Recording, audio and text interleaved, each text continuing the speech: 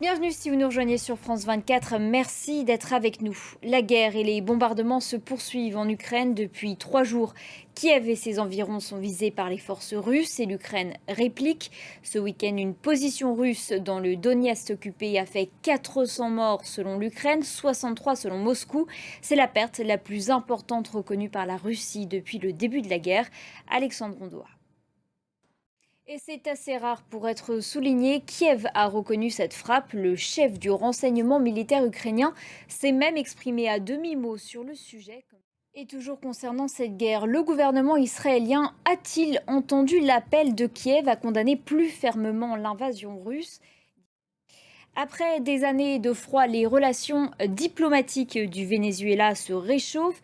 Dimanche dernier, au Brésil, les fans en deuil de Pelé affluent au stade de Santos dans le sud du pays. Santos, ville et club historique du footballeur décédé jeudi dernier.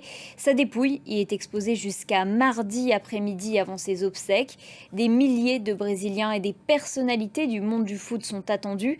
Une veillée chargée en émotions, c'est ce qu'a constaté sur place notre envoyé spécial Cédric Ferreira. Eux aussi sont en deuil. Des chrétiens du monde entier affluent en ce moment vers le Vatican pour rendre un dernier hommage à Benoît XVI.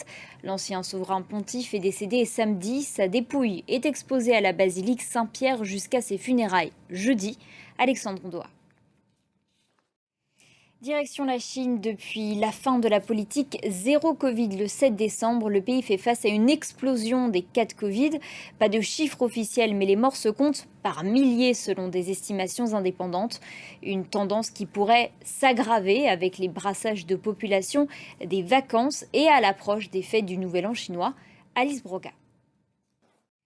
Fin de ce journal, merci de l'avoir suivi. On se retrouve tout à l'heure pour un nouveau point sur l'actualité. Restez sur France 24.